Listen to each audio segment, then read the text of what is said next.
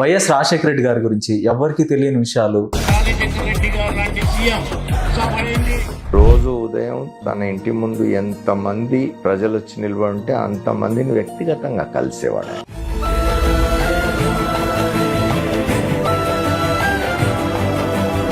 చరిత్ర చూస్తుందయ్యా, మనం అధికారంలో ఉన్నప్పుడు ఏం చేశాము, చరిత్రలో ఏ విధంగా నిలిచిపోతున్నాము అనేది ముఖ్యం. వెల్కమ్ టు తెలుగు రాజ్యం. ఈరోజు మనతో పాటు ఉన్నారు సీనియర్ అనలిస్ట్ భరద్వాజ్ గారు. వారితో మాట్లాడేద్దాం. సార్ నమస్తే. నమస్తే అండి. సార్, దివంగత వైఎస్ రాజశేఖర రెడ్డి గారి జయంతి ఈరోజు. సో మీరు ఎంతోమంది ముఖ్యమంత్రులను చూశారు. ఎన్టీ రామారావు దగ్గర నుంచి అంతకుముందు చెన్నారెడ్డి, కోట్ల విజయ్ భాస్కర్ రెడ్డి, వీళ్ళందరినీ చూశారు కదా, చంద్రబాబు నాయుడు గారు. సో ఈయనకున్న ప్రత్యేకత ఏంటి? మీకు ఆయనతో ఏమన్నా పర్సనల్గా ఏమన్నా అటాచ్మెంట్ ఉందా? ఆయన కలిసిన సందర్భాలు, జ్ఞాపకాలు? అంటే వైఎస్ రాజశేఖర్ రెడ్డి ఆయన రాజకీయాల్లోకి రావటమే ఒక మోటో ఉంది ఆయనకి. చాలా స్పష్టంగా ఆయన ముఖ్యమంత్రి కావాలి అనే ప్రోగ్రాము 78లో ఆయన ఎమ్మెల్యేగా అసెంబ్లీలోకి కాలు పెట్టిన క్షణం నుంచి ఉంది ఆయనకి. ఆ ప్రోగ్రాంలో భాగంగానే ఆయన రాష్ట్రంలో, అప్పుడు ఉమ్మడి రాష్ట్రంలో అన్ని ప్రాంతాలలోనూ తనకంటూ ఒక స్నేహ బృందాన్ని పెంచుకోవాలి అనే ఉద్దేశంతోనే పనిచేశాడు. ఆ సంబంధాలు పెంచుకున్నాడు. ఒక రకంగా ఎక్కడున్నా కానీ ఒక గ్రూప్కి లీడర్గా ఉండగలగటం అనే కార్యక్రమంలో ఆయన చాలా కాన్షియస్గా ఉండేవాడు. అలా ఇప్పుడు మైసూరారెడ్డి గారు కావచ్చు, లేకపోతే చంద్రబాబు నాయుడు కావచ్చు, వీళ్ళందరినీ తనతో పాటు ఆర్గనైజ్ చేసుకుని నడుపుతూ కేశవరావు గారితోనూ వీళ్ళందరితోనూ చాలా సన్నిహితంగా ఉండేవాడు ఆయన. అలాగే ప్రతి జిల్లాలోనూ ఆయనకంటూ ఒక బ్యాచ్ ఉండేది. అది గోదావరి జిల్లాలో జకంపూడి రామ్మోహన్ రావు కావచ్చు, లేకపోతే గుంటూరు జిల్లాలో కన్నా లక్ష్మీనారాయణ లాంటి వాళ్ళు కావచ్చు. ఇలా కేవలం రాయలసీమ ఒకటే కాదు, అన్ని ప్రాంతాల్లోనూ, ఈవెన్ వైజాగ్లో కూడా ఆయన బ్యాచ్ ఒకటి ఉండేది. ఇలా ప్రతి చోట తనకంటూ ఒక సెక్షన్ ఉండాలి, మనం ఒక పిలుపునిస్తే స్టేట్ వైడ్గా పాటించే బ్యాచ్ ఒకటి ఉండాలి అని అలా డిజైన్ చేసుకున్నాడు ఆయన. అలా డిజైన్ చేసుకోవటంలోనే ఆయన వ్యూహం అర్థమవుతుంది. ఈ ప్రాసెస్లోనే ఆయన తెలుగుదేశం పార్టీ రావడం, తెలుగుదేశం పార్టీ రాష్ట్రంలో కాంగ్రెస్ పార్టీని పక్కకి నడపటం. అంటే ఇతను రాజకీయాల్లోకి ఎంటర్ అయ్యి 78 ఎన్నికల్లో గెలిచాడు మొదటిసారి. ఇతని మొదటి టర్మ్ అయ్యే టైంకి తర్వాత ఎన్నికల నాటికి తెలుగుదేశం పార్టీ వచ్చేసింది. కాంగ్రెస్ పార్టీని అప్పటికి, నిజానికి ఈయన పోటీ చేసింది రెడ్డి కాంగ్రెస్ నుంచి చేశాడు. అప్పుడు రెడ్డి కాంగ్రెస్, ఇందిరా కాంగ్రెస్గా ఉండింది కాంగ్రెస్. ఈయన రెడ్డి కాంగ్రెస్, ఆవుదూడ కాంగ్రెస్ నుంచి కంటెస్ట్ చేశాడు. అవతల హస్తం కాంగ్రెస్ నుంచి చంద్రబాబు గెలిచాడు. అలా ఇద్దరు ఒకే సందర్భంలో అసెంబ్లీలో కాలు పెట్టారు. కాలు పెట్టిన తర్వాత కూడా ఒక రకంగా చంద్రబాబు నాయుడుకి ఏదైనా సలహా కావాలంటే వైఎస్ని అడిగేవాడు ప్రతిదీ. ఇతను కొంత అనుభవజ్ఞుడు ఆ ప్రాంతంలో. అంటే ఇతనికి బ్రాటప్ నుంచి రాజకీయాల పట్ల ఒక స్పష్టత ఉంది. తన ఫ్యామిలీ నుంచి చూశాడు. చంద్రబాబు నాయుడు స్టూడెంట్ పాలిటిక్స్ నుంచి వచ్చాడు. రాజశేఖర్ రెడ్డి నేరుగా రూట్ నుంచి వచ్చాడు. అంటే ఫ్యామిలీలో ఉన్న రాజకీయాల్లో నుంచి ఎమర్జ్ అవుతూ వచ్చాడు. కాబట్టి తనకంటే బెటర్ అడ్వైజ్ ఇవ్వగలడు అనే ఉద్దేశంతోనే చంద్రబాబు నాయుడు ఇతను అప్రోచ్ అయ్యేవాడు రాజశేఖర రెడ్డిని ఆ రోజుల్లో. ఆ తర్వాత తను నెమ్మదిగా తెలుగుదేశం స్టాండ్ తీసుకోవటం. ఇద్దరు కాంగ్రెస్ తరఫునే పోటీ చేశారు ఆ ఎన్నికల్లో కూడా. 83 జనవరిలో జరిగినటువంటి ఎన్నిక అది. మీకు గుర్తుందా సార్ ఆ ఎన్నికలు? గుర్తుంది నాకు. నేను క్యాంపెయిన్ చేశాను ఆ ఎలక్షన్ బాయ్కాట్ చేయాలని. కాబట్టి ఆ ఎన్నికల్లో తెలుగుదేశం పార్టీ గెలవటము, చంద్రబాబు నాయుడు ఓడిపోవడం. ఆయన చంద్రగిరి నుంచి ఓడిపోయాడు. మోహన్ బాబు గారు ఆయనకి ప్రచారం చేశాడు అక్కడ. అయినప్పటికీ ఓడిపోయాడు. ఆ తర్వాత నెమ్మదిగా ఆయన వ్యాపారంలోకి వెళ్ళిపోవాలి అనుకుని మళ్ళీ తెలుగుదేశం పార్టీలో చేరి కర్షక పరిషత్ పదవి నుంచి నెమ్మదిగా పార్టీని తన హస్తగతం చేసుకుని తను ముఖ్యమంత్రి అయ్యాడు. ఈయనేమో అలాగే ఉండిపోయాడు. అయితే ఎన్టీ రామారావు గారి అమ్మాయిని చేసుకోవడం మంచిదా? అప్పటికి చిత్తూరు జిల్లా నుంచి ఒక మ్యాచ్ వచ్చింది ఆయనకి, చంద్రబాబు గారికి. ఓకే. కాంగ్రెస్ పార్టీలో ఉన్నటువంటి కొంతమంది పెద్దల ద్వారా ఈ మ్యాచ్ వచ్చింది. వచ్చినప్పుడు ఏది బెటరు? చిత్తూరు జిల్లా నాయకుడు ఆయన ఎవరు సార్? చిత్తూరు జిల్లా నాయకుడు అప్పుడు చిత్తూరు జిల్లా రాజగోపాల్ నాయుడు ఓకే వాళ్ళ సంబంధించి ఆయన ఏదో చెప్పాడు, ఒక అడ్వైజ్. ఆయన కూడా వెరీ టాల్ లీడర్ కదా, ఈయనకి గురువు అంటారు. ఈయన్ని ప్రమోట్ చేసింది ఆయన. ఓకే. ఆయనే ఒక మ్యాచ్ చూసిన సందర్భంలో ఇది ఒక ఆఫర్ వచ్చింది. ఈ రెండులో ఏది బెటరు అని వైఎస్ని అడిగాడు. ఓకే. ఆయన చెప్పాడు స్పష్టంగా, బాబు నీకు అది జిల్లాకి పరిమితం అయిపోతావు, ఇదైతే స్ట్రైట్ ఫిగర్స్ వీళ్ళందరూ, ఇది డెఫినెట్ గా నీకు ఉపయోగపడుతుంది అని చెప్తే ఇటు మొగ్గాడు. అంత మిత్రత్వం ఉంది సార్ అప్పుడు వాళ్ళిద్దరి మధ్య ఉంది. అంటే ఇది బేసిక్ గా మనం వెబ్ సిరీస్ లో చూసాం ఈ సంఘటన. సో మామూలుగా దీనికి ఆధారాలు ఏంటి అంటే అందరూ ఆయనే చెప్పుకున్నాడు కదండి. ఆధారాలు ఏముంది, వైఎస్ రాజశేఖర రెడ్డి గారే చెప్పుకున్నాడు. అది పేపర్లో రిపోర్ట్ అయిన కథే. ఓకే. ఓకే. ఓకే. నేనే కదా నాకు శత్రువుని తయారు చేసుకుంది అన్నాడు ఆయన. ఓకే. ఓకే. ఓకే.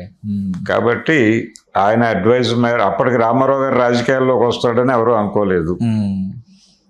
అది జరిగిన తర్వాత, మ్యారేజ్ అయిన తర్వాతే ఆయన రాజకీయాల్లోకి రావాలి అనుకోవడము, ఆ గొడవ అంతా తర్వాత జరిగింది. తెలుగుదేశం పార్టీ ఆయన గెలుస్తాడని కూడా ఎవరు అనుకోలేదు ఆ రోజున. ఏదో సినిమా వాడు జనాలు ఎగబడుతున్నారు కానీ ఓట్లు వేస్తారా వీళ్ళందరూ అనే మాట్లాడారు. ఓకే. కానీ ఆయన గెలిచాడు, ప్రభుత్వాన్ని ఏర్పాటు చేశాడు, అయిపోయింది. తర్వాత చంద్రబాబు నాయుడు అందులో మెర్జ్ అయ్యాడు, ఆయన సీఎం అయ్యాడు. ఓకే. ఈయన రామారావు గారి టైంలోనే అంటే నాదెండ్ల భాస్కర్ రావు వెన్నుపోటు జరిగే టైంకే ఈయన పిసిసి ప్రెసిడెంట్ అయ్యాడు, వైఎస్ రాజశేఖర రెడ్డి. ఒక రకంగా నాదెండ్లకి కాంగ్రెస్ పార్టీ వెన్నుపోటు పొడిచింది అనాల్సి వస్తే ఆ వెన్నుపోటు వైఎస్తోనే పొడిపించారు. ఓకే. అంటే గవర్నర్ దగ్గరికి వెళ్ళి పార్టీ అతనికి మద్దతుగా నిలబడటం లేదు అనే సమాచారం చెప్పింది YS Rajasekhara Reddy. Okay. Okay. ఈయన అలా నెమ్మదిగా రాజకీయాల్లో క్రియాశీలకంగా ఉంటూ అంటే ప్రొఫెషనల్ గానే ఉన్నాడు. ఓకే. వేరే యాక్టివిటీ పెట్టుకుని దీన్ని నెగ్లెక్ట్ చేయటం కాకుండా ఇది నడుపుతూ ఇతర విషయాలను ప్యారలల్ గా నడపటమే చేశాడు ఆయన. ఓకే. ఆ ప్రయాణంలో భాగమే ఆయన టార్గెట్ సీఎం అనేది అందరికీ తెలిసిన విషయం. ఓకే. ఆ దిశగా ఒక సందర్భంలో అవకాశం వచ్చినా కానీ ఆయన దాకా రానివ్వలేదు.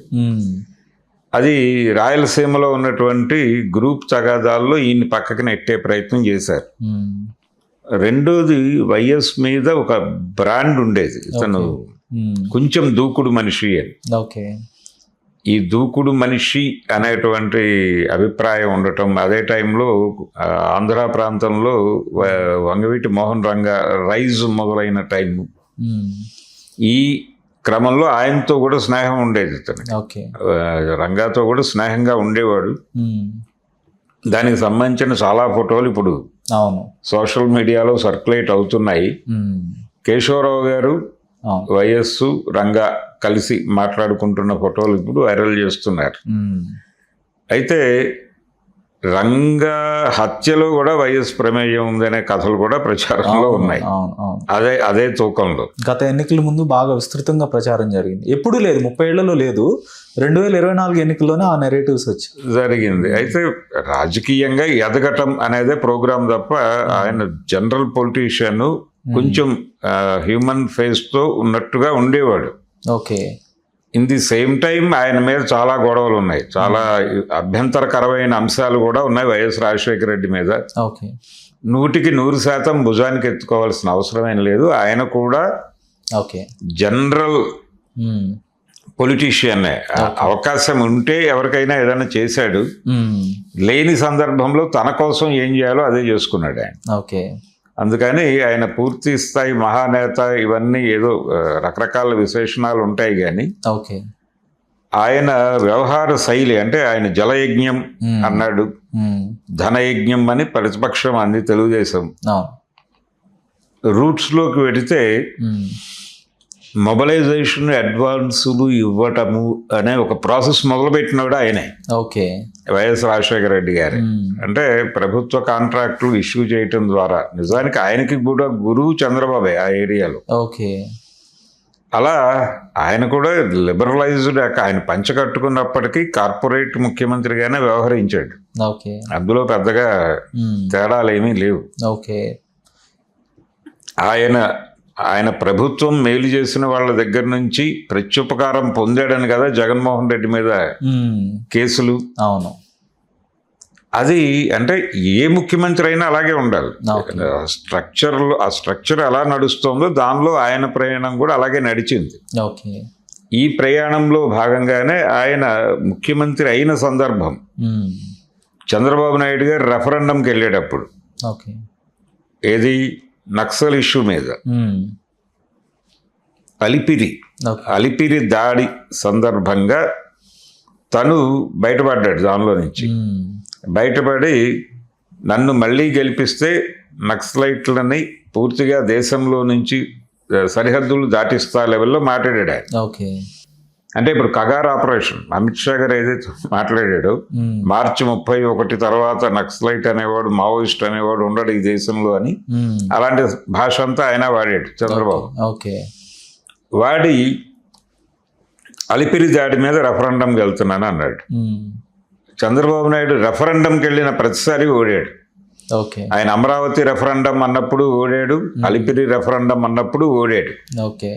కాబట్టి అలా ఆయన రెఫరెండంకి వెళ్ళినప్పుడు YS Rajasekhara Reddy pro People's War stand ప్రకటించాడు. నేను నక్సలైట్లతో చర్చలు జరుపుతాను అన్నాడు. ఎప్పుడైతే ఈయన చర్చలు జరుపుతాను అన్నాడు అప్పటికి లిబరలైజ్డ్ ఎకానమీలో ఇక్కడికి జరుగుతున్నటువంటి అనేక యాక్టివిటీస్, ఉమ్మడి రాష్ట్రంలో చాలా ప్రాంతాల్లో భూములు కార్పొరేట్లకు ధారాదత్తం చేయటం అనే కార్యక్రమం చంద్రబాబు నాయుడు గారు చాలా అగ్రెసివ్గా చేస్తున్న టైంలో దాని మీద రియాక్ట్ అవుతూ ప్రతి చోటకి వెళ్ళి రైతుల్ని పట్టుకుని వాళ్ళ బాధలు విని దాన్ని రిప్రజెంట్ చేసే ప్రయత్నం వైఎస్ రాజశేఖర రెడ్డి చేస్తూ వచ్చాడు. అది స్నో వైట్ ల్యాండ్స్ చీరాల ప్రాంతంలో కావచ్చు, ఎక్కడైనా కానీ. ఓకే. అది కొంత అతని ఒక ఆల్టర్నేటివ్గా జనాల మనసుల్లో నిలబెట్టింది. అదే టైంలో ఆయన ఈ ప్రో మావోయిస్ట్ దీంతో వెళ్ళటము, నేను చర్చలు జరుపుతాను అనటం, ఓకే, ఈ వ్యవహారం అంతా కూడా కొంత డెఫినెట్గా ఉపయోగపడింది ఆయనకి.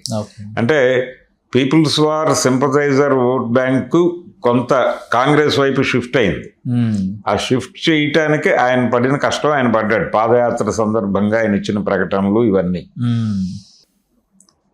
నిజానికి ఆయన మీద అంతకుముందు నేదురుమల్లి జనార్దన్ రెడ్డి గారి రోజుల్లో ఆయన్ని ముఖ్యమంత్రిని చేయటానికి 90 దశకం ప్రారంభం 89లో చంద్రబాబు నాయుడు 89లో రామారావు గారు ఓడిపోయారు.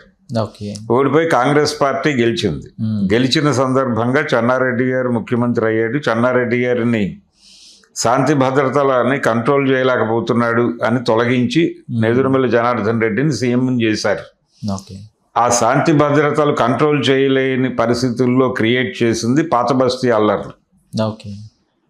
ఆ పాత బస్తీ అల్లర్లలో అనేక మంది చనిపోయారు. ఆ పాత బస్తీ అల్లర్ల సందర్భంగానే అల్లర్లని ప్రేరేపించే పద్ధతిలో వ్యవహరిస్తున్నాడు అని డిఎస్పీ సత్తయ్యని కానిస్టేబుల్ ఖజీర్ కాల్చి చంపాడు ఒక స్టేషన్లో. ఆ లెవెల్ ఉద్రిక్తతలని ఫ్లోట్ చేశారు అక్కడ.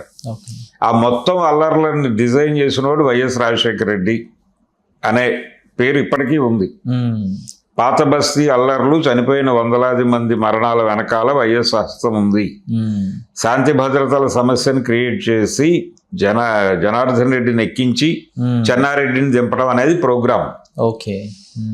ఎవరికి ఏ శిక్షలు పడలేదు ఆ కేసులో, ఖజీర్కి తప్ప. అతను డిఎస్పీ సత్తయ్యని చంపాడు అనే అకౌంట్లో ఆయనకి శిక్ష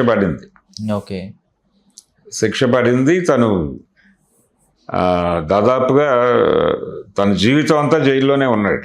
అంటే యూనిఫామ్లో ఉన్నటువంటి పబ్లిక్ సర్వెంట్ని చంపాడని ఆయన రిలీజ్ చేయాల. ఏ జీవోకి ఆయన ఎలిజిబుల్ కాదు అని పక్కన పెట్టారు. ఓకే. అలా దాదాపు జైల్లోనే చనిపోయాడు ఆయన. అలా ఆ నరమేధం వెనకాల వైఎస్ హస్తం ఉండటం. ఆ తర్వాత ఆయన ఏ నక్సలైట్లతో అయితే చర్చలు జరుపుతాను అని చెప్పాడు, ఆ నక్సలైట్లతో చర్చలు ప్రారంభమైన రోజు ఓకే. చెన్నారెడ్డి గారు అంతకుముందు రిలాక్సేషన్ అని ఒకటి ఇచ్చాడు ఆయన ముఖ్యమంత్రి అయినప్పుడు. ఓకే. అలాగే వైఎస్ సీఎం అయినప్పుడు కూడా ఒక రిలాక్సేషన్ ఇచ్చాడు. ఇచ్చినప్పుడు హోంమంత్రి జానారెడ్డి గారు చర్చలు మొదలుపెట్టాడు. చర్చలు మొదలుపెట్టిన రోజే వైఎస్ రాజశేఖర రెడ్డి పులిచింతల ప్రాజెక్ట్ శంకుస్థాపనకి వెళ్ళాడు. యాక్చువల్గా పులిచింతల ప్రాజెక్టుని వీళ్ళు వ్యతిరేకిస్తున్నారు, అప్పటి పీపుల్స్ వార్ నాయకులు. ఓకే. దానికి సంబంధించి ప్రెస్ మీట్లు పెడుతూ ఉన్నారు వాళ్ళు. ఓకే. ఆ టైంలో వీళ్ళ చర్చల్లో అది కూడా ఒక భాగం. ఓకే. ఒకవైపు చర్చలు ప్రారంభమైన రోజు ఆయన వెళ్ళి పులిచింతలకు శంకుస్థాపన చేయటం అంటే చర్చల పట్ల ఏమాత్రము నాకు చిత్తశుద్ధి లేదు అని చెప్పడమే. ఓకే. అదే పద్ధతిలో నడిచింది. జస్ట్ మెకానికల్గా చర్చలు జరిగినాయి. వాళ్ళు మేము ఆక్రమించుకున్నటువంటి మా నాయకత్వంలో రైతు కూలీలు ఆక్రమించుకున్నటువంటి భూములకి పట్టాలు ఇవ్వండి అన్నారు. ఓకే. దాని మీద విధాన ప్రకటన చేయాలి. అక్కడ ఆగింది, అక్కడ ప్రతిష్టంభన జరిగింది. ఇక తర్వాత చర్చలు జరగలేదు. ఓకే. దీని గురించి మీ విధానం ఏమిటో ప్రకటించండి అని వెళ్ళిపోయారు వాళ్ళు. అది కొంచెం కష్టం అనిపించింది ఆయనకి, వైఎస్కి. వద్దన్నాడు, అయిపోయిన చర్చలు లేవు, మలి విడత చర్చలు అనేది లేదు. ఈలోపు ఏ చిన్నారోట్ల నుంచి అయితే నక్సలైట్లు బయటకు వచ్చారో అక్కడే ఫస్ట్ ఎన్కౌంటర్ జరిగింది. ఆ తర్వాత నల్లమల్లో పార్టీని పూర్తి స్థాయిలో ఆయన తీయించేశాడు. అంటే వెకేట్ చేయించాడు ఒక రకంగా. తీవ్రమైన నిర్బంధం ప్రయోగించిన చరిత్ర కూడా వైఎస్ రాజశేఖర రెడ్డికి ఉంది. అయితే ఈ ప్రయాణంలో ఆయన పర్సనల్ లెవెల్లో ఎవరితోనైనా మాట్లాడేటప్పుడు చాలా ఆప్యాయంగా హక్కును చేర్చుకుని మాట్లాడేవాడు, కానీ ఆయనలో నడిచే ఇంజన్ వేరే ఉండేది. ఆ ఇంజనే ఆయన బయట జనాలతో చాలా హృదయంగా మాట్లాడేవాడు. చంద్రబాబు నాయుడు అది కూడా చేయడు. అందుకని కొంచెం వైఎస్ దగ్గరికి వెళ్ళినప్పుడు రిలాక్స్ అయి వచ్చేవాళ్ళు. అంటే ఉదాహరణకి మాగుంట సుబ్రహ్మరెడ్డి కేసులో లైఫ్ అనుభవిస్తున్నటువంటి ఒక లైఫర్కి సంబంధించిన వాళ్ళ బంధువుల్ని తీసుకుని నేను వెళ్ళాను అక్కడికి. వైఎస్ రాజశేఖర రెడ్డి గారు ఆయన పొద్దున్నే ప్రజా దర్బార్ అనే ఒక ప్రోగ్రాం ఉండేది క్యాంప్ ఆఫీస్లో. అందరినీ కలిసి మాట్లాడేవాడు ఆయన. ఆ పెరేడ్లో వీళ్ళని నుంచోబెడితే వచ్చి తను అది తీసుకున్నాడు. ఆ విజ్ఞాపన పత్రం తీసుకొని వీళ్ళు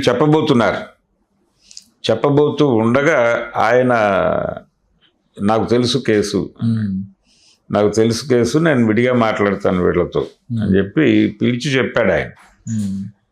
ఇది ఇలా పెడితే మీకు అవ్వదండి, ఈ పద్ధతిలో పెడితే అవ్వదు, అంటే కన్సిడర్ చేయటానికి పొలిటికల్ ప్రాబ్లమ్స్ ఉంటాయి అతన్ని రిలీజ్ చేయటానికి. ఇలాంటి గ్రౌండ్లోనే, అంటే యూనిఫామ్లో ఉన్నటువంటి ఒక సివిల్ సర్వెంట్ని చంపేశాడు అనే అకౌంట్లో జీవోలో ఎలిజిబుల్ కాకుండా ఆగిపోతున్నటువంటి ఖదీర్ ఉన్నాడు లోపల. ఏది మనం ఇందాక మాట్లాడుకున్నటువంటి పాత బస్తీ అల్లర్లు, వాటి వెనకాల వైఎస్ రాజశేఖర రెడ్డి పేరు, ఆ అల్లర్ల సందర్భంగా డిఎస్పీని చంపిన ఒక కానిస్టేబుల్ ఆయన పేరు ఈయన ప్రస్తావించాడు. ప్రస్తావించి అతని రిలీజ్ కోసం ఎంఐఎం గనక సీరియస్గా ప్రయత్నం చేసి మనకి విజ్ఞాపన పత్రాలు ఇలా ఇస్తాయి, దాని మీద డెసిషన్ తీసుకుంటే అది ఇతనికి కూడా వర్తిస్తుంది. సో వాళ్ళని నన్ను కలవమని మూవ్ చేయండి, చేస్తే అట్నుంచి మనం ఏదైనా హెల్ప్ చేయొచ్చు అని ఒక వే అవుట్ చెప్పాడు. అవసరం లేదు ఆయనకి, కాకపోతే తనకు అనిపించింది చెప్పేవాడు, ఇలా చేసుకోండి అని. అంటే ఆయన అధికారానికి ముప్పు వచ్చేసేవో లేకపోతే మరొకటో అయితే చేసుండేవాడు కాదేమో కానీ ఈ మేరకు తనకు ఇబ్బంది లేదు అనుకున్న ఏరియాలో కొంచెం స్నేహపూర్వక హస్తం ముందుకు చాపడానికి ప్రయత్నం చేసేవాడు okay YS Rajasekhara Reddy. Okay అందుకని ఆ సందర్భంగా చాలా మందికి గుర్తుంటాడు. అలాంటి సంఘటనలు చాలా మంది జీవితాల్లో ఉన్నాయి. ఓకే అలాగే ఆయన మొదటిసారి ముఖ్యమంత్రి అయినప్పుడు మంత్రులకి కొంత స్వేచ్ఛ ఇచ్చాడు. అంటే వాళ్ళ శాఖల్లో వాళ్ళు సొంత నిర్ణయాలు తీసుకోగలిగిన పరిస్థితి ఉండింది. జానారెడ్డి గారు ఆయన హోంమంత్రి. ఓకే నిజంగా ఉమ్మడి రాష్ట్రం కావచ్చు, విడిపోయిన తర్వాత ఏర్పడ్డ రెండు రాష్ట్రాలు కావచ్చు, కానీ కొంచెం సొంత ఆలోచనలతో పనిచేసినటువంటి చివరి హోంమంత్రిగా జానారెడ్డిని చూస్తాను. అంతకుముందు చరిత్ర తీసుకున్నా కూడా జానారెడ్డికి స్వేచ్ఛ లభించిందంటారా సార్ ఇతర హోంమంత్రులు? అంతకుముందు ఏముంది, అంతకుముందు ఇప్పుడు దేవేందర్ గౌడ్ ఆయన పద్ధతిలో ఆయన వ్యవహరించేవాడు. చంద్రబాబుతో కోఆర్డినేషన్ ఉండేది. అంతకు ముందు ఉన్న హోంమంత్రులు ఆయన కోనేరు రంగారావు గారు వాళ్ళు కూడా అలాగే ఉండేవాళ్ళు. కొంత సొంత నిర్ణయాలు తీసుకోగలిగిన పరిస్థితుల్లో ఉండేవి. తర్వాత లేవు. ఓకే జానారెడ్డి తర్వాత అయినటువంటి సబితా ఇంద్రారెడ్డి గారు కావచ్చు, ఆ తర్వాత వచ్చిన ఎవరైనా ఇప్పుడు ఉన్నటువంటి రాజప్ప గారు అందరూ, ఇక్కడేమో అనిత గారు, తర్వాత మేకతోటి సుచరిత, వనిత, ఎవరు సీఎం గారి కన్సర్న్ లేకుండా మాట్లాడేవాళ్ళు కాదు. కానీ జానారెడ్డి సొంత నిర్ణయం చెప్పేవాడు. వాస్తవం. అది అలా ఆ చర్చలు వీటి సందర్భంగా ఆయన వ్యవహరించిన తీరు. అంటే జానారెడ్డి గారికి కూడా ఒక భయం, ఆయన కూడా చెప్పాడు, పరిస్థితి అనుకున్నంత మృదువుగా ఉండదు, మీరు తగిన జాగ్రత్తలు తీసుకోకపోతే ఇబ్బంది పడతారు అని చర్చలు ముగింపు తర్వాత వరవర్రావు గారు వీళ్ళు కలిశారు. ఆయన కలిసినప్పుడు చెప్పాడు, బాబు పరిస్థితి మీరు అనుకున్నంత సున్నితంగా ఉండదు, జాగ్రత్తగా ఉండండి. అంటే వైఎస్ ఆ ఇండికేషన్ ఇచ్చాడు. అందుకని ఆయన్ని పూర్తిగా చాలా సాధు స్వభావి అని చెప్పలేం, కానీ ఆయనలో ఒక హ్యూమన్ ఫేస్ కూడా ఉండేది. ఆ ముఖము ఉండేది, ఈ ముఖము ఉండేది. రెండు ముఖాలని మేనేజ్ చేసుకుంటూ వెళ్ళేవాడు. వాళ్ళ అబ్బాయి దగ్గర ఆ మేనేజ్మెంట్ స్కిల్స్ కనిపించవు. జగన్మోహన్ రెడ్డి దగ్గర పబ్లిక్ అవుట్లుక్ కానీ ఆ కేర్ తీసుకోడు, ఆ ధోరణి కూడా లేదు. ఆలోచన విధానం ఆయనకి బ్రాటప్ నుంచి వచ్చింది. ఆ జ్ఞానం ఈయనకి అది కనిపించదు. ఈయన ఎటైనా బుల్డోజ్ చేస్తాడు, అది వైఎస్ దగ్గర లేదు. తను వ్యతిరేకంగా పనిచేసినప్పుడు కూడా అవతల వాళ్ళు వచ్చినప్పుడు వాళ్ళతో ఎలా వ్యవహరించాలో అలాగే వ్యవహరించాలి. ఒక పద్ధతి ఉండేది ఆయనకి.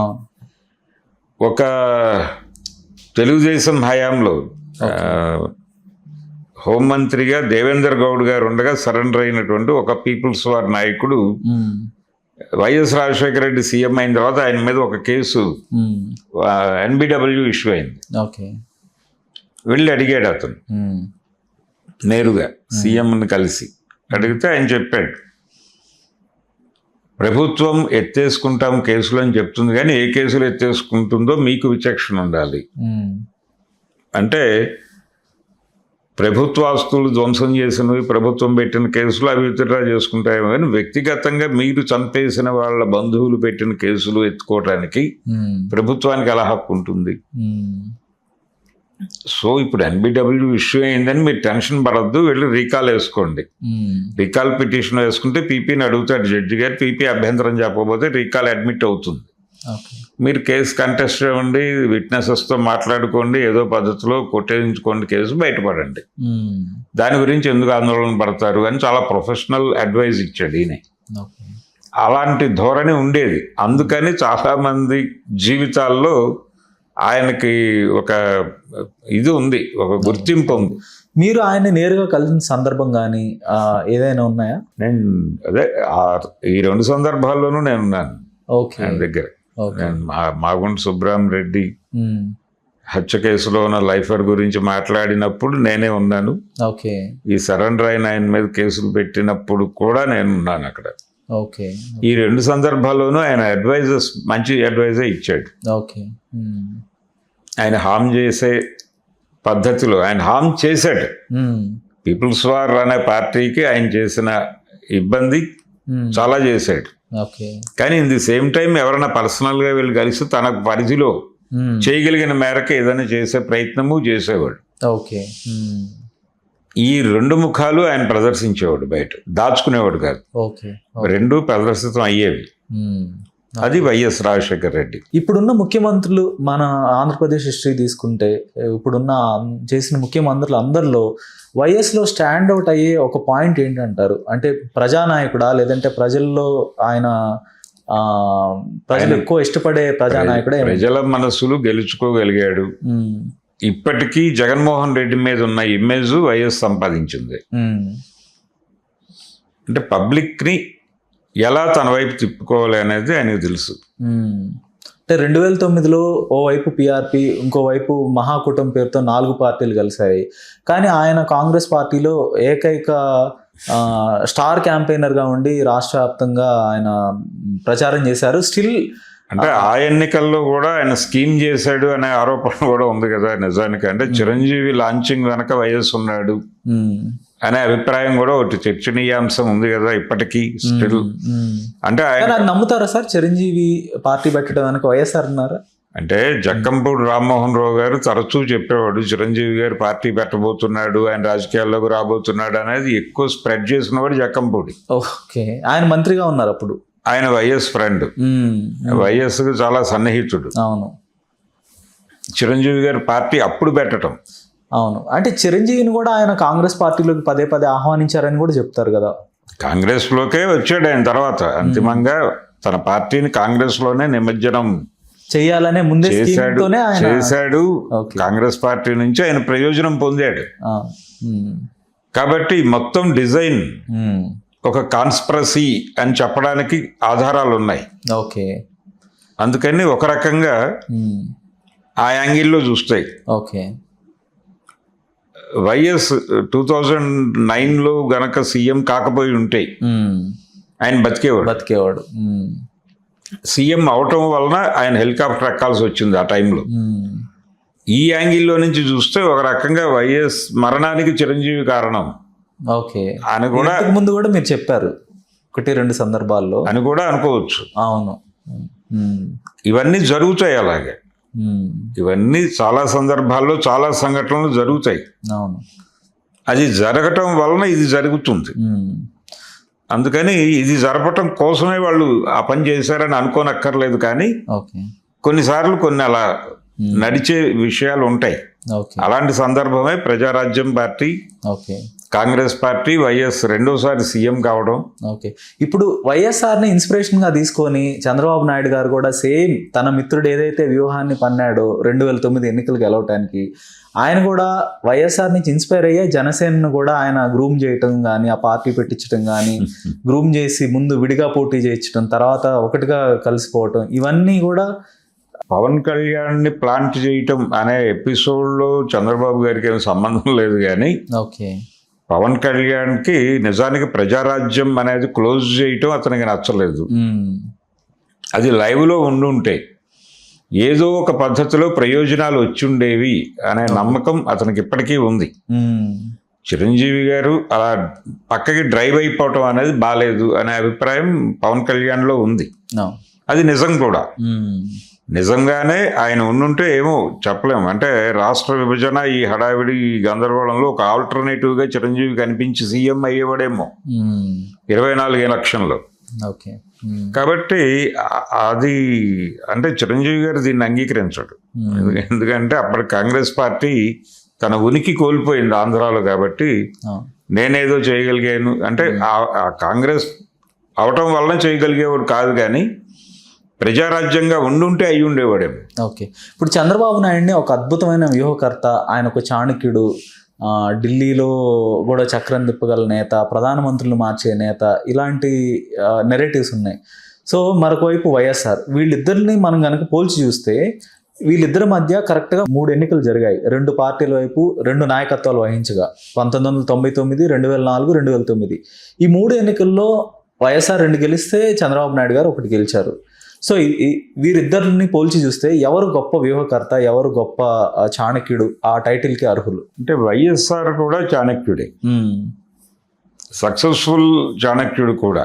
ఓకే. అంటే చంద్రబాబు నాయుడికి ఒక అనుకూలత కలిసి వచ్చింది పెళ్లి రూపంలో. ఓకే. ఎన్టీ రామారావు గారికి అల్లుడు కాకపోయి ఉంటే ఆయన పరిస్థితి ఏంటి, ఎంతో యుద్ధం చేయాల్సి వచ్చేది. కానీ ఇలాంటి మామగారు లేకుండానే వైఎస్ సీఎం అవ్వలేడు కదా. అవును. 4 రోజుల తర్వాత అయినా కానీ. అంటే వచ్చి తన జీవితంలో తనకు ఎదురైనటువంటి అనుభవాలను అనుకూలంగా మార్చుకొని ముందుకెళ్ళటం అనేది చంద్రబాబు చేసింది. తన అవకాశాలు క్రియేట్ చేసుకోవాలా. ఓకే. కానీ రాజశేఖర్ రెడ్డి ఆ ప్రయత్నం చేశాడు. అందుకని కంపారిటివ్ గా అతనే సమర్థుడు ఇతనితో పోలిస్తే. వైఎస్ లో కాన్ఫిడెన్స్ ఉండేది. ఓకే. ఎందుకంటే అది బ్రాటప్ నుంచి వచ్చిన కాన్ఫిడెన్స్. ఓకే. ఓకే. ఇది ఫెయిల్ అయినా నేను ఇంకో పద్ధతిలో నడవగలను అనేటువంటి ఒక కాన్ఫిడెన్స్ ఉండేది. ఓకే. చంద్రబాబులో ఒకవేళ ఫెయిల్ అయితే డిప్రెషన్ లోకి వెళ్తాడు, వైఎస్ అలా వెళ్ళడు. ఓకే. అది తేడా వాళ్ళిద్దరి మధ్య మౌలికంగా. ఓకే. ఇప్పుడు వైఎస్ఆర్ లాంటి ఒక స్టాల్వార్ట్ లీడరు, ఒక సమర్థవంతమైన ఒక నాయకుడు కోల్పోవటం వల్ల కాంగ్రెస్ పార్టీకి దేశవ్యాప్తంగా ఎలాంటి ఒక పరిస్థితి వచ్చింది? లేని పక్షంలో ఆంధ్రప్రదేశ్లో గనక వైఎస్ఆర్ ఉండుంటే ఆంధ్రప్రదేశ్ ఫస్ట్ నుంచి కూడా ఒక బ్యాస్టియన్గా భావిస్తారు కాంగ్రెస్ పార్టీకి. అసెంబ్లీ ఎన్నికల్లో ఎన్టీఆర్ గెలిచినప్పటికీ కూడా పార్లమెంట్ ఎన్నికల్లో కాంగ్రెస్ పార్టీ గెలుస్తూ వచ్చింది. మెజారిటీ సీట్లు సంపాదించుకుంది. 96 కానీ 91 కానీ 98లో కూడా ఒక 99లో కొంత తెలుగుదేశం పార్టీకి ఎడ్జ్ వచ్చింది. సో వైఎస్ఆర్ లేకపోవడం కాంగ్రెస్ పార్టీకి ఎంత నష్టం కలిగించింది అంటారు దేశవ్యాప్తంగా చూసుకున్నా కూడా? అంటే 99 ఎలక్షన్లో ఎడ్జ్ రావడానికి చాలా కారణాలు ఉన్నాయిలేండి. అప్పుడు భారతీయ జనతా పార్టీకి గ్లామర్ వచ్చింది, కార్గిల్ హడావిడి ఇవన్నీ. అవును.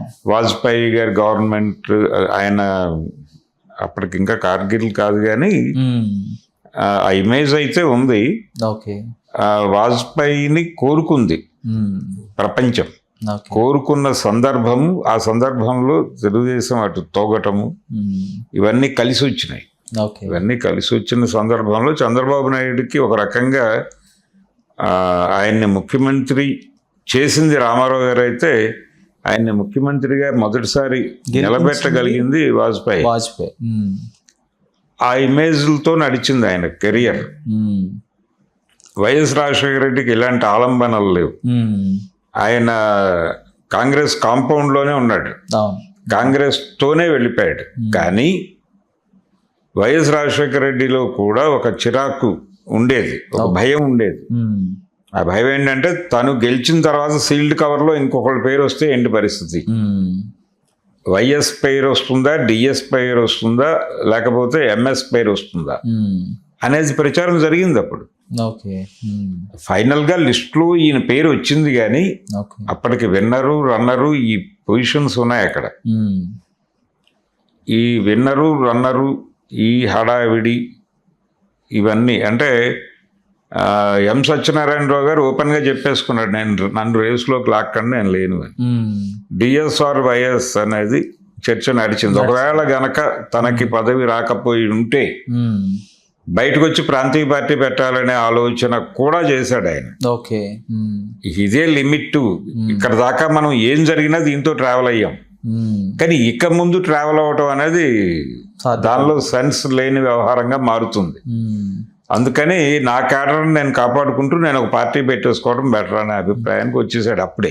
ఓకే. కానీ సోనియా గాంధీ అన్ని అవకాశాలు ఇచ్చింది, వైఎస్ఆర్ని ప్రోత్సహించింది అని కూడా చెప్తుంటారు కదా సార్. అంటే సోనియా గాంధీ టేకప్ చేసిన తర్వాతే, ఆవిడ ఏఐసిసి అధ్యక్షురాలు అయిన తర్వాతే వైఎస్ఆర్కి కొంత మంచి రోజులు మొదలయ్యాయి అనేది ఒక వాదన ఉంది కదా. 99లో ఆయన పిసిసి సిఎల్పి లీడర్ అవటం కానీ, తర్వాత పిసిసి చీఫ్గా మళ్ళీ తిరిగి ఎన్నిక అవటం కానీ, అంతకు ఇవన్నీ ఊరికనే అంటే ఒక ఇంటిగ్రిటీని దెబ్బ కొట్టడం కోసం మాట్లాడే అభిప్రాయాలు. ఎందుకు ప్రచారం జరుగుతుంది ఇదంతా? ఇతనికి ఎందుకు సోనియా గాంధీ గారు అప్లిఫ్ట్మెంట్ ప్రోగ్రామ్ ఎందుకు చేయాలంటే వాళ్ళు క్రైస్తవులు కాబట్టి అని చెప్తారు. ఇదొక యాంగిల్ ఉంది. వీళ్ళు ఎక్కడ సందు దొరికితే అక్కడ మైనారిటీలకు ఒక దెబ్బేసే బ్యాచ్ ఒకటి ఉంటుంది. వాళ్ళు కొట్టిన గొడవ అది, వాళ్ళు చేసిన గొడవ. నిజాలు ఉన్నాయని నేనైతే అనుకోవడం లేదు. అంటే ఇతని సమర్థత ఉంది. ఇతను ఒక రకంగా కాంగ్రెస్ పార్టీలో ఫ్రాంచైజీ సిస్టమ్ని సౌత్కి అడాప్ట్ చేసిన వాడు YS Rajasekhara Reddy. Okay okay. ఆంధ్రప్రదేశ్లో ఆయన సీఎం అయిన తర్వాత మీకేం కావాలో నన్ను అడగండి, నేను అవన్నీ చేస్తాను మీకు, కానీ నన్ను నిలకడగా పని చేసుకునేవ్వండి. ఓకే. నన్ను నిలకడగా పని చేయించుకుంటే మీకు ఈ ప్రయోజనాలు ఉంటాయని చెప్పి ఒక రకంగా ఫ్రాంచైజీ మోడల్కి తీసుకెళ్ళాడు. ఇప్పుడు రేవంత్ రెడ్డి గారు కూడా అదే నడుపుతున్నాడు. ఓకే. పెద్ద తేడా ఏం లేదు, వాళ్ళ పరిపాలనా విధానాలలో మౌలికమైన తేడాలు అయితే లేవు. చాలా స్పష్టంగా వీళ్ళు ఆ డిజైన్లో భాగంగానే నడుస్తున్నారు. ఓకే. దీన్ని ఎవరూ కాదనలేని పరిస్థితి. అందుకని వైఎస్ రాజశేఖర రెడ్డి ఉన్న లిమిటేషన్స్లో తను చేయాల్సిన దోపిడీ తను చేస్తూనే ఒక హ్యూమన్ ఫేస్ తో కూడా ఉండేవాడు.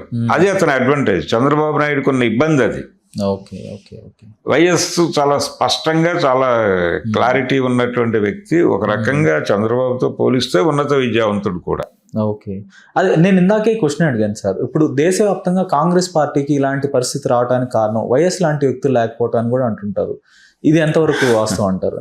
వైఎస్ ఉన్నా ఇలాంటివి జరిగేవి. ఓకే. ఇప్పుడు ఇంకొక చాలా మందిలో ఒక రాంగ్ నోషన్ ఉంది, వైఎస్ బతుకుంటే తెలంగాణ విడిపోయేది కాదు. అది తప్పు. ఓకే. వైఎస్ బతుకున్నా కూడా ఇన్ఎవిటబుల్ గా ఇలాంటి ఉద్యమం వచ్చి ఉండేది అంటారు.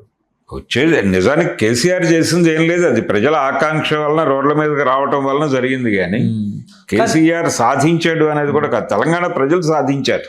కానీ ఇక్కడ ఒక లాజిక్ అప్లై చేయాలి కదా సార్. ఇప్పుడు మనం ప్రజల్లో ఆకాంక్ష ఎప్పుడు వచ్చింది? వైఎస్ఆర్ చనిపోయిన తర్వాతే ఆకాంక్ష పెరిగింది? లేదండి, అది వరంగల్ డిక్లరేషన్ రోజు నుంచి ఉంది. ఆ రోజున వైఎస్ రాజశేఖర రెడ్డి ఎక్కడ ఉన్నాడో ఆయనకే తెలియాలి. వరంగల్ డిక్లరేషన్ ఎప్పుడు జరిగింది సార్? అది 90 దశకం ప్రారంభంలో జరిగింది. Okay okay. కాబట్టి అప్పుడు ఆకాంక్ష అంతకుముందు నుంచి ఉంది. చెన్నారెడ్డి గారి కానీ ఆకాంక్ష తీవ్రత వేరు కదా. వరంగల్ డిక్లరేషన్ నాటికి తీవ్రంగానే ఉంది. అక్కడి నుంచే మొదలైన దానిలో అనుకోకుండా కాంగ్రెస్ పార్టీ గెలిచి ముఖ్యమంత్రి అవటం ఇవన్నీ జరిగినాయి. ఆకాంక్ష ఉంది, ఆకాంక్ష లేదని అనలేము. ఒక రకంగా డెప్యూటీ సీఎం అనే క్యారెక్టర్తోనే చంద్రబాబు నాయుడుకి ఇబ్బంది అనేవాళ్ళు ఉన్నారు. అది రఘురామ కృష్ణరాజు కావచ్చు, ఇప్పుడు జగన్మోహన్ రెడ్డి నేరుగా కావచ్చు. ఆయన 1978లో ఆయన తొలిసారిగా ఎమ్మెల్యేగా ఎన్నికయ్యారు. భవనం వెంకటరామరెడ్డి గారి క్యాబినెట్ లో మంత్రి అయ్యారు. సో ఆయన ఎమ్మెల్యే అయిన 3 ఏళ్లకే మంత్రి అయ్యారు. ఈవెన్ చంద్రబాబు నాయుడు కూడా అప్పుడే అవటం జరిగింది.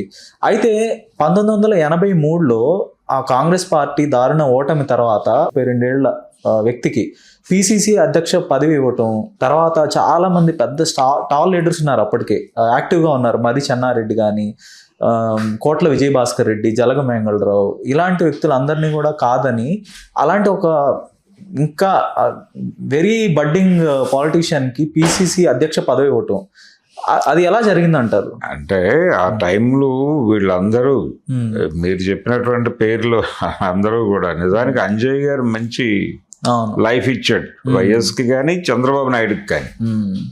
అయితే భవనం వెంకట్రామ్ గారు కూడా వీళ్ళు ఆ తర్వాత వచ్చినవాడు భవనం. నిజానికి మొదట వీళ్ళకి జీవితాన్ని ఇచ్చినవాడు అంజయ్ గారే. చెన్నారెడ్డి తర్వాత ఇమ్మీడియట్ గా పదవి వచ్చింది అంజయ్కి. 4 ముఖ్యమంత్రుల మార్పులో 3వ కృష్ణుడు, 2వ కృష్ణుడు అంజయ్య, 3వ కృష్ణుడు కోట్ల విజయభాస్కర్ రెడ్డి, 4వ కృష్ణుడు భవనం. అప్పటికే మంత్రులు వీళ్ళు. సో క్యారీ ఫార్వర్డ్ అయ్యారు అంతే. కాబట్టి వీళ్ళకి ఆయన ఏదో భవనం వెంకటరామ్ ప్రత్యేకంగా చేసింది ఏమీ లేదు. అయితే ఈ ప్రయాణంలో వైఎస్ నెమ్మదిగా తనకంటూ ఒక గ్రూప్ని ఎమర్జ్ చేయగలిగాడు. అంత చిన్న వయసులోనే ఆయన ప్రారంభమే నేను ఇందాకే చెప్పాను 78 ఆయన ఎంట్రీ ఇవ్వటమే. ఆయన ఏదో ఒక ఎమ్మెల్యే అయ్యాం మనం, మాక్సిమం మంత్రి అవుతాం, అంతకు మించి కాదు అని అనుకోలే. మనం సీఎం కావాలి అనుకున్నాడు ఆయన. సీఎం కావడానికి ఏం కావాలి? రాష్ట్ర వ్యాప్త పరిచయాలు కావాలి. ఆ పరిచయాలు చేసుకోవడానికి అసెంబ్లీని వేదికగా వాడుకున్నాడు ఆయన. వాడుకుని ఆ పరిచయాలు చేసుకుని ప్రతి చోట కాంగ్రెస్ పార్టీ నాయకత్వంతో అసంతృప్తిగా ఉన్న వాళ్ళు ఎవరు అనేది ఐడెంటిఫై చేశాడు.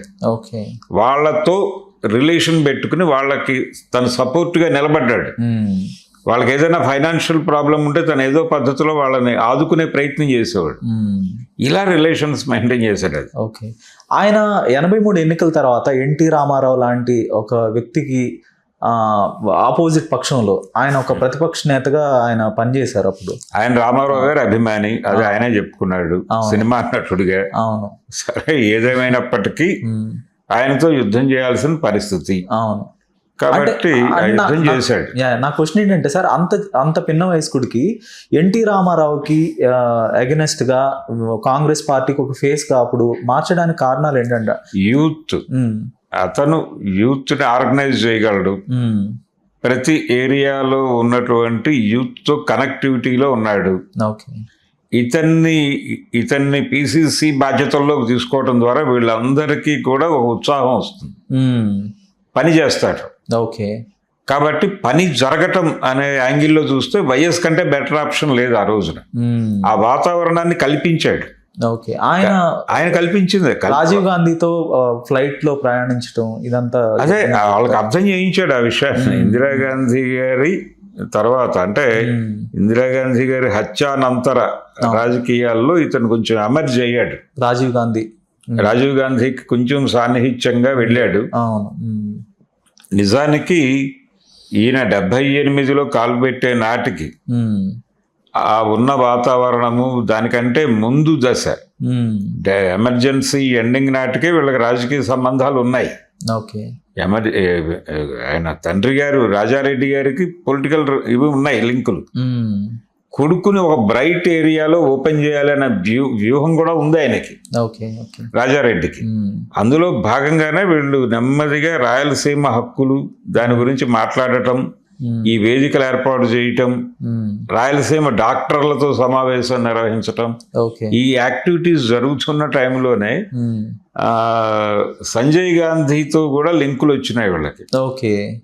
అప్పుడు మొత్తం దేశవ్యాప్తంగా ప్రతి రాష్ట్రంలో ఉన్నటువంటి ఈ ఎంతూజియాస్టిక్ యూత్ ని టార్గెట్ చేయటం అనే ప్రోగ్రామ్ లో ఉన్నాడు ఆయన, సంజయ్ గాంధీ. ఆ ప్రోగ్రామ్ లో భాగంగానే చంద్రబాబు నాయుడు టచ్ లోకి వచ్చాడు ఆయన. అలాగే వైఎస్ కూడా టచ్ లోకి వచ్చాడు. గులాం నబీ ఆజాద్ కూడా అప్పుడు ఎమర్జ్ అయిన వాడే. అలా వీళ్ళందరినీ నెమ్మదిగా ఆయనకు ఒక యూత్ ఫ్రంట్ లో దాన్ని కాంగ్రెస్ పార్టీ అప్పటికే సెకండరీ లీడర్షిప్ ను ప్రొజెక్ట్ చేయబోతే కష్టం అని ప్రతి రాష్ట్రంలోనూ దాని మీద దృష్టి పెట్టాడు అతను, సంజయ్. అందుకని ఇప్పటికీ వాళ్ళ మనసుల్లో చంద్రబాబుకి ఇప్పటికీ తన పొలిటికల్ లైఫ్ అప్లిఫ్ట్మెంట్ కి దోహదపడింది సంజయ్ గాంధీ అనే విషయం తెలుసు ఆయనకి. కాకపోతే బయటకు తిడతాడు కానీ లోపల ఆయనకు ఆ స్థానం ఉంది. అలా కాంగ్రెస్ పార్టీలో అక్కడి నుంచి రాజీవ్ గాంధీ వైపు ట్రావెల్ అయ్యాడు. రాజీవ్ గాంధీతో మంచి రిలేషన్ నడిపాడు. ఒక రకంగా రకరకాల వ్యూహాలు వేయటంలో కూడా ఆయనకు సహకరించాడు. అంటే రామారావు గారిని సినిమాటిక్ గా ఎదుర్కోవటానికి ఏం చేయాలి అనే ప్రశ్న ముందుకు వచ్చినప్పుడు ఆయన తర్వాత ఆయనంత మాస్ ఫాలోయింగ్ ఉన్నటువంటి హీరో కృష్ణ. కాబట్టి కృష్ణని మనం కంట్రోల్లోకి తీసుకుంటే కొంత మేరకు చీలికి తెచ్చిన వాళ్ళం అవుతాం సినిమా పరిశ్రమ పరంగా అనే వ్యూహరచన వ్యవహారంలో కూడా వైఎస్ ఉన్నాడు. కృష్ణాని కాంగ్రెస్ పార్టీలోకి తీసుకురావటం, తర్వాత జగన్మోహన్ రెడ్డి ముఖ్యమంత్రి కావాలని కూడా కృష్ణ గారు కోరుకున్నాడు కదా. కాంగ్రెస్ పార్టీతో ఒక లంగర్ వేయటం వెనకాల ఆయన క్యారెక్టర్ ఆయన ఉన్నాడు. కృష్ణ గారు చనిపోయే వరకు కూడా జగన్ వైఎస్ కి లాయల్ గా ఉన్నారు. వైఎస్ కి అనేక సందర్భాలు కాదు, వైఎస్ పట్ల ఫ్రెండ్షిప్ ఉంది. అవును. ఎంపీలుగా కూడా పనిచేశారు కదా, ఒకేసారి ఎంపీలు కావటం. 91 సార్ అది 91 అయితే ఈయన పార్లమెంట్ కి వెళ్ళిన సందర్భాలు ప్రతిసారి అక్కడ కూడా ఒక లాబీ నడిచేది. ఎక్కడుంటే అక్కడ ఒక లాబీ నడిపేవాడు ఆయన. ఒక గ్రూప్ తనకంటూ ఒక గ్రూప్ ని ఏర్పాటు చేసుకునేవాడు. ఢిల్లీలో ఆయనకు కొన్ని ఇబ్బందులు ఉండేవి. ఇప్పుడు శివశంకర్ లాంటి వాళ్ళు ఆయన వచ్చిన ప్రదేశం, ఆయన లీగల్ దీనిలో నుంచి జడ్జిగా అక్కడికి వచ్చాడు. ఆయనకు దొరికే ఆదరణ, ఆయన లింకులు వేరు. ఆయనతో పోటీ పడే పరిస్థితి కాదు, కానీ ప్యారలల్ గా ఈయన ఒక ఈ వ్యవస్థ నడిపేవాడు. ఓకే. అలా వంగవీటి రంగాన్ని ఆయన కంట్రోల్లోకి తీసుకున్నాడు. శివశంకర్ గారి కోటరీలోకి వెళ్ళిపోయాడు ఆయన. ఓకే. వెళ్ళిపోయిన తర్వాత వీళ్ళిద్దరి మధ్య గ్యాప్ నడిచిన మాట వాస్తవమే. ఓకే. ఓకే. అలా రకరకాల ప్రయాణాలు ఉన్నాయి అతని లైఫ్లో. అంటే ఒక రకంగా 78 తర్వాత ఏదో ఎమ్మెల్యే అయ్యాం, 2 సార్లు గెలుస్తాం. ఇప్పుడు ఆయనతో పాటు వచ్చిన చాలా మంది ఉన్నారు కదా, మైసూరారెడ్డి గారు, వీళ్ళందరూ కలిసి ప్రాక్టీస్ చేసిన డాక్టర్ కూడా ఆయన. స్కూటర్ మీద వెళ్ళి రూపాయి డాక్టర్, ఆయన రూపాయి ఫీజు తీసుకుని చేసేవాడు ఆయన. సో ఆ ఎదుగుదల ఒక పర్స్పెక్టివ్ ఉంది ఆయనకి, ఒక పర్సెప్షన్ ఉంది, తనదైన విధానం ఉంది కాంగ్రెస్ పార్టీలో ఉన్నా కానీ. ఆయన రామారావు గారు ముఖ్యమంత్రిగా ఉన్నప్పుడు చాలా సీరియస్ ఫైట్స్ ఇవ్వాల్సిన సందర్భంలో కూడా ఆయనకి విషయం ఆయన అర్థం చేయించే పద్ధతి, ఎన్టీ రామారావుకి విషయాన్ని అర్థం చేయించే పద్ధతిలో కొంచెం ప్రత్యేక శైలిలో వెళ్ళేవాడు ఆయన. అది ఆయనకి నచ్చేది. ఎన్టీ రామారావు గారికి, ఎన్టీఆర్కి. ఓకే. అది చూసుకునేవాడు, ఆ పద్ధతి ఉండేది. ఓకే. అంటే అది వాళ్ళ అబ్బాయిలో కనిపిస్తుంది. మళ్ళీ ఇప్పుడున్న కాంటెంపరీ పాలిటిక్స్లో, ఏపీ పాలిటిక్స్లో ప్రత్యేకంగా, సో వైఎస్ఆర్ పేరుకు కానీ, వైఎస్ఆర్ అనే ఒక బొమ్మకు కానీ, ఆయన ఇమేజ్కి కానీ ఎలాంటి స్థానం ఉంది ప్రజల్లో అయినా కానీ, లేదంటే రాష్ట్ర పొలిటికల్ స్పెక్ట్రంలో? అంటే లిబరలైజ్డ్ ఎకానమీలో జనాలకి కొంత మేలు చేసేటువంటి కొన్ని కార్యక్రమాలు ఆయన వైపు నుంచి జరిగాయి. ఓకే. అంటే అది ఫీజు రీఎంబర్స్మెంట్ కావచ్చు, ఆరోగ్యశ్రీ కావచ్చు. దీన్ని ఎలాగో మనం కాదనలేము, మన శక్తి సరిపోదు అనేది తెలుసు ఆయనకి. అంటే మార్కెట్ ఎకానమీలో విద్య, వైద్యం ఈ 2 ప్రైవేట్ సెక్టార్కి వెళ్ళిపోతే జనాలు సర్వనాశనం అయిపోతారు. ఈ సర్వనాశనం అయిపోయే వాళ్ళకి ఏదో ఒక ఆలంబన ఇవ్వటం ద్వారా పొలిటికల్ మైలేజ్ పొందొచ్చు అనేదే వ్యూహం. అంతిమంగా తన లాభమే. అందుకోసం ఆయన డిజైన్ చేసిన స్కీమ్స్ ఆ 2. ఓకే. అది ఫీజు రీఎంబర్స్మెంట్ కావచ్చు, లేకపోతే ఆరోగ్యశ్రీ కావచ్చు. తీవ్రమైన విమర్శలు ఉన్నాయి. నువ్వు ఎందుకు గవర్నమెంట్ హాస్పిటల్స్ని స్ట్రెంగ్థెన్ చేయొచ్చు కదా, ఈ డబ్బులతో ఎందుకు ప్రైవేట్ హాస్పిటల్కి ఇస్తున్నావు అని. ప్రైవేట్ హాస్పిటల్స్ని ఎంకరేజ్ చేయటం అనేది స్కీమ్. నిన్నే కదా ఆయన రేవంత్ రెడ్డి గారు తెలంగాణలో కొన్ని వేల స్కూళ్ళు ఎత్తేస్తున్నామని చెప్పాడు. ఉపాధ్యాయుల మీద నెపమేసి స్కూళ్ళు తీసేస్తాను అంటున్నాడు ఆయన. అవసరమైతే 10 గ్రామాలకు ఒక స్కూల్ పెట్టి బస్సులు తిప్పుతాను అంటున్నాడు ఇప్పుడు. ఇదొక దుర్మార్గం. ఇలాంటి పరిస్థితి రాకుండా చూసుకోవడం కోసం ఆయన ఆల్టర్నేటివ్ పెట్టి ఈ ఫీజు రీఎంబర్స్మెంట్, మనం ఒక ఏరియా వదిలిపెట్టేస్తాం వాళ్ళకి, వదిలిపెట్టిన ఏరియాలో మనం డబ్బులు పెడదాం. వీళ్ళు ఇచ్చిన డబ్బులే, వీళ్ళు ఇచ్చిన పన్నులే వాళ్ళకి ఇస్తారు మళ్ళీ, అంతకుమించి ఏమీ కాదు. కానీ ఈ ఆర్గనైజ్ చేయటం, ఆరోగ్యశ్రీ, మీరు వైద్యం పొందండి, ప్రభుత్వం డబ్బులు కడుతుంది. అంతకుముందు సీఎం రిలీఫ్ ఫండ్ కోసం, దానికోసం కాగితాలు పట్టుకు తిరిగేవాళ్ళు. ఎక్కడి నుంచి పుట్టింది అది, ఎక్కడి నుంచి పుట్టించాడు అది అంటే, చిన్నపిల్లలకి హార్ట్లో ప్రాబ్లమ్స్ వచ్చినప్పుడు ట్రీట్మెంట్ చేయడానికి ప్రాబ్లం అవుతుంది హాస్పిటల్స్లో అని మందా కృష్ణమాదికి వెళ్ళి గొడవపడ్డ రోజున ఆ నిర్ణయం తీసుకుని ప్రకటించాడు ఆయన. సో ఇది యుద్ధ వాతావరణానికి ఎడుతోంది, ఇది ప్రభుత్వానికి సీరియస్ అటాక్ అవుతుంది అనేది ఆ రోజు అర్థమైంది ఆయనకి. ఇమ్మీడియట్గా దీనికి ఒక ఆయింట్మెంట్ రాయాలి అనుకున్నాడు, ఆరోగ్యశ్రీ అని ప్రకటించాడు. విత్ ఇన్ 1 వీక్ వచ్చిన ప్రకటన అది. అలాంటి షార్ప్ డెసిషన్స్ తీసుకుని కండిషన్ అంచనా కట్టి ముందుకెళ్ళటంలో ఆయనకు ఒక సమర్థత ఉంది. ఓకే. ఇంకా ఆయనకి ఆత్మ అని ఆయనే చెప్పుకున్నారు, నా ఆత్మ, కేవీపీ గారు. సో ఆయన పాత్ర ఎంత ఉందంటారు వైఎస్ ఎదుగుదలలో కానీ, ఈ స్కీమ్స్లో కానీ, లేదంటే పొలిటికల్ వ్యూహాలు పన్నటంలో కానీ? ఆయన అనిపించిన విషయాన్ని షేర్ చేసుకునేవాడు, దాని మీద దృష్టి పెట్టమని చెప్పేవాడు. ఓకే. ఆయన పద్ధతిలో రెగ్యులర్గా సమాజంలో ఉన్న వివిధ బృందాలతో ఆయన ఎప్పుడు టచ్లో ఉండాలి. వైఎస్ వ్యూహంలో భాగమే అది. ఓకే. కేవీపీ ప్రతి 2 నెలలకి ఒక చిన్న పార్టీ ఇచ్చేవాడు ఎక్కడో చోట. జయ గార్డెన్స్ అని ఇప్పుడు ఉంటుంది అక్కడ.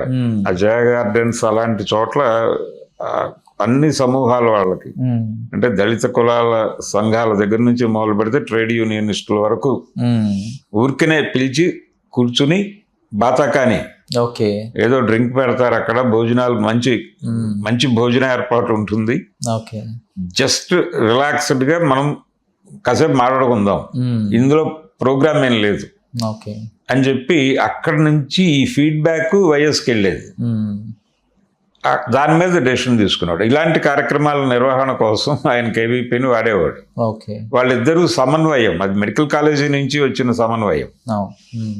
ఆయనకంటే సీనియర్ నిజానికి, వైఎస్ కంటే కూడా ఈయన పెద్దోడు, వయసు రీత్యా కూడా, చదువు రీత్యా కూడా ఈయన సీనియర్. ఓకే. అయితే తను డెసిషన్ తీసుకున్నాడు, ఇలా పెడితే బాగుంటుంది కదా అంటే అదొక ధోరణి ఉండేది ఆయనది. చెప్పన్నా అనేవాడు ఎవరినైనా. ఎక్కువ ఫీడ్బ్యాక్ తీసుకునే ఒక ఆయన ట్రైట్ ఉంది ఆయనలో. అందుకని దానికోసం వాడేవాడు. ఈయనకుండే రిలేషన్స్, ఆయనకు ఉండేటువంటి కమ్యూనిటీ అడ్వాంటేజెస్, వాటిని తనకు అనుకూలంగా వాడుకునేవాడు. అంటే నాగిరెడ్డి చక్రపాణి లాగా. ఓకే. ఆయన నాగిరెడ్డి గారు రెడ్డి, చక్రపాణికి అమ్మ, వాళ్ళ కాంబినేషను. ఆ పద్ధతిలో ఈయన రెడ్డి, ఈయన వెలమ, వీళ్ళిద్దరి మధ్య ఒక కాంబినేషను. ఓకే. తెలంగాణలో వీళ్ళకి ఒక ప్రాధాన్యత దక్కడంతో కేవీపీని ఇక్కడ వాడాల్సిన అవసరం చాలా ఉందని గుర్తించాడు ఆయన. ఓకే.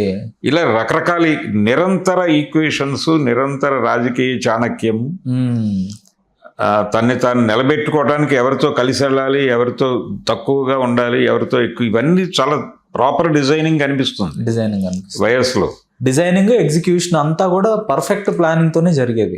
పర్ఫెక్ట్ ప్లానింగ్, ఎక్కడ డీవియేషన్ లేదు. కాకపోతే ఫ్యామిలీ వ్యవహారాలకు సంబంధించి కొంత ఆయన సఫర్ అయిన పరిస్థితులు, అంటే తన బ్రదర్స్ వాళ్ళ సపోర్ట్ తీసుకోవటము, వాళ్ళని నిలబెట్టటము, ప్యారలల్ గా తన కొడుకు వాళ్ళకి ఇబ్బందిగా మారకూడదు అనేటువంటి వాతావరణము అయినప్పటికీ మారారు. ఓకే. ఇంకా ఆయన చనిపోయిన సందర్భం గురించి మాట్లాడుకోవాలి, దానికి దారితీసిన పరిస్థితులు.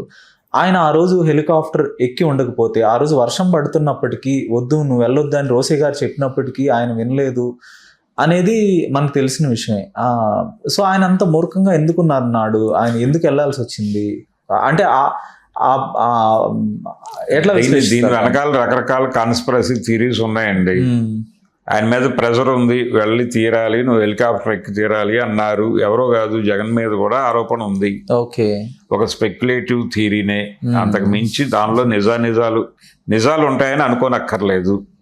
కాదు, జగన్ చెప్తే నువ్వు వెళ్లాల్సిందేనా అన్న అంటే ఆయన వెళ్తారా? ఇప్పుడు ఒక థియరీ అండి, ఆయనకి కమ్యూనికేషన్ ప్రాపర్ గా రాలేదు అంటే ప్రమాదము అనేది వాళ్ళ వైపు నుంచి రావాలి కదా. ఇప్పుడు ఎయిర్పోర్ట్ నుంచి రావాలి, ఎయిర్పోర్ట్ అథారిటీస్ నుంచి రావాలి. అయ్యా మీరు ఈ రోజు ప్రయాణం చేయడం కుదరదు, మేము విమానాన్ని ఫ్లై చేయలేము అని చెప్పుకుంటే రిజిడ్ గా చెప్పేసి అయిపోయి ఉండేవాడు కదా.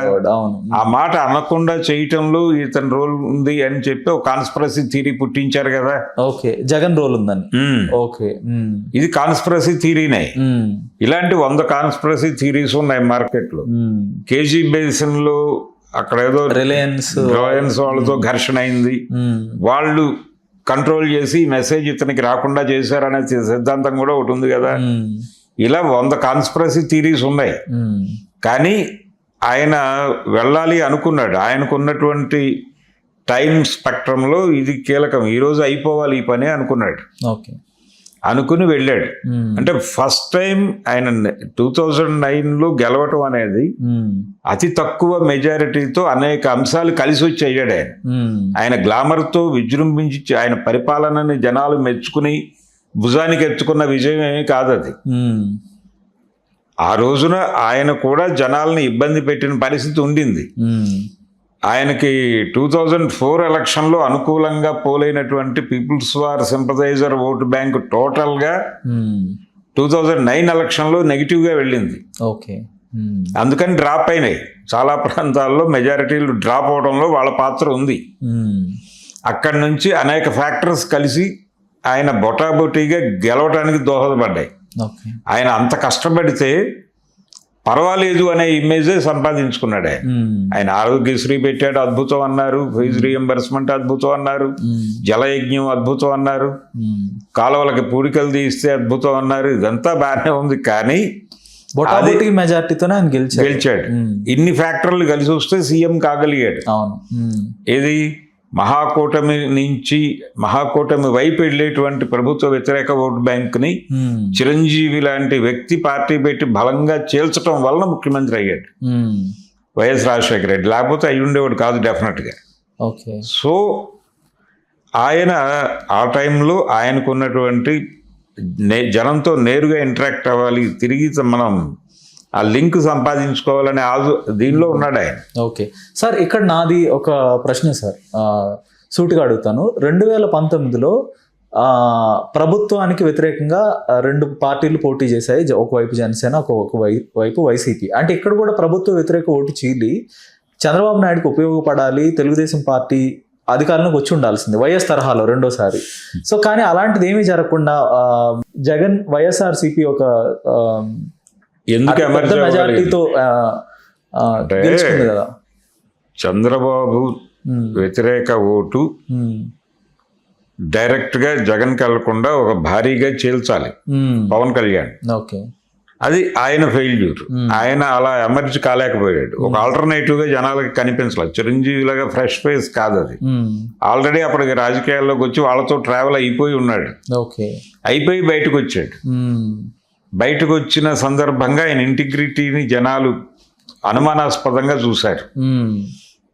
అందుకని అది అతని ఫెయిల్యూర్, పవన్ కళ్యాణ్ ఫెయిల్యూర్. వ్యూహం కాదు, వ్యూహం సేమే. ఓకే.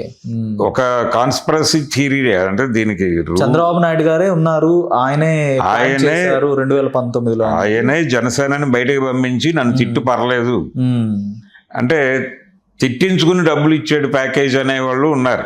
ఓకే.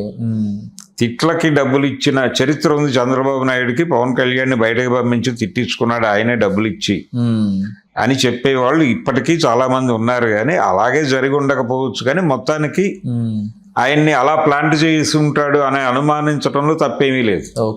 రాజకీయాల్లో అది జరగకూడని వ్యవహారం ఏం కాదు, అలాగే జరిగి ఉండొచ్చు కూడా. ఒకవేళ ప్లాంట్ చేయకపోయినప్పటికీ నువ్వు వద్దు మాకు, నువ్వు బయటకు వెళ్ళిపో, పొమ్మని లేక పగ్గోడు పెట్టవచ్చు. అది కూడా ఈజీ, డబ్బులు ఇవ్వాల్సిన పని ఏదైనా కావచ్చు అండి. ఆయన బయటకు వెళ్ళాడు, ఆయన ఆల్టర్నేటివ్ గా కనిపించలేదు. ఇప్పుడు బాలకృష్ణ గారి బెల్లంకొండ సురేష్ కేసు అందరికీ తెలిసిన గొడవే. అది వైఎస్ వాంటెడ్ గానే తప్పించాడు అని కదా ప్రపంచం ఇప్పటికీ నమ్ముతున్నది. ఆయన పూనుకుని ఆయన ఇబ్బంది కలగకుండా చూసుకున్నాడు అని కదా.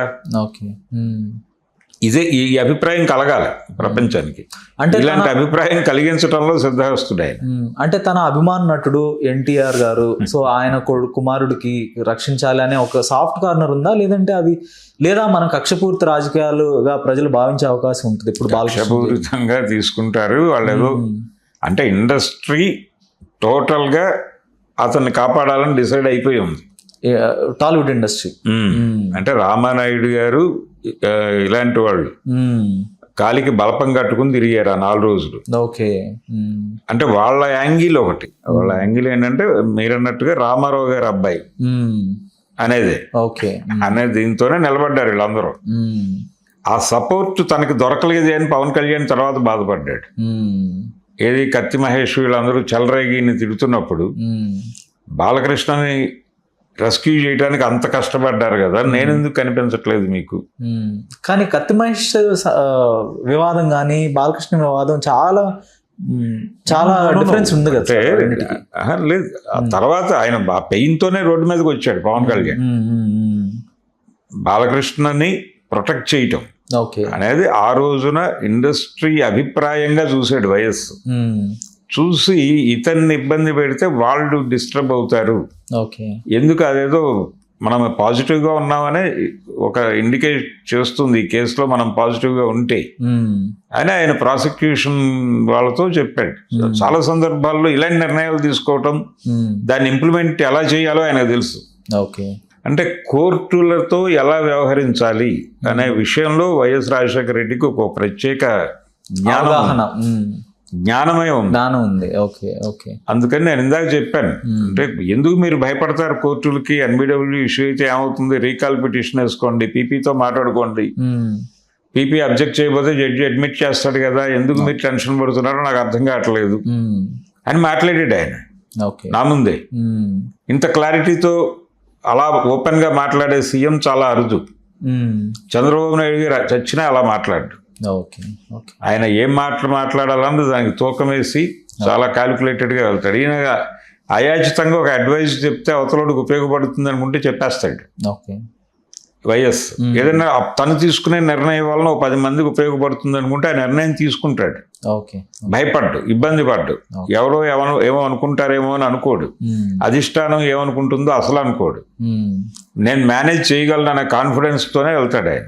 సో ఆయన సుదీర్ఘ రాజకీయ చరిత్ర తీసుకుంటే ఆయన కాన్ఫిడెన్స్, ఆయన నమ్మటం, ఇవే ఆయనకి ప్రధానంగా ఉపయోగపడినాయి అని.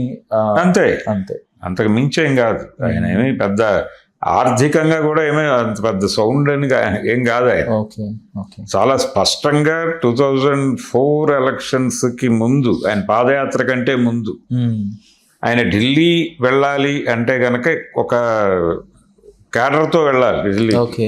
ఓ బల ప్రదర్శన ప్రోగ్రాంలో భాగంగానే వెళ్ళాలి. ఢిల్లీలో కూడా బల ప్రదర్శన చేయాలంటే లోకల్గా చాలా మందిని మొబిలైజ్ చేసి తనతో నడిపించుకోవాలి. తను ఢిల్లీ వెళ్ళాలి అనుకున్నప్పుడు ఇదంతా ఆర్గనైజ్ చేయడానికి ఒక వారం 10 రోజుల ముందు నుంచి ఫండ్ కలెక్షన్ క్యాంపెయిన్ దగ్గర నుంచి చేసేవాడు కేవీపీ. ఓకే. కేవీపీ వారం రోజులు తిరిగితే అప్పుడు వైఎస్ ఒక రోజు ఢిల్లీ వెళ్ళొస్తాడు. ఓకే. ఆ లెవెల్లో మేనేజ్మెంట్ నడిచింది. అదేమి కోట్ల డబ్బులు అప్పటికప్పుడు పుట్టించే పరిస్థితి ఏం కాదు. Okay okay. ఆ కష్టాల్లో నుంచి అలా ఎదిగినటువంటి ఆయన లక్ష్యమే నడిపించింది, అంతకు మించి ఏం లేదు. 78లో ఆయన తర్వాత టార్గెట్ అవే నడిపించింది. వైఎస్ రాజశేఖర రెడ్డి గారి గురించి ఎవరికి తెలియని విషయాలు, అలానే మీ కోణంలో మీ విశ్లేషణ కానీ చాలా అద్భుతంగా వివరించారు సార్. ధన్యవాదాలు. Thank you.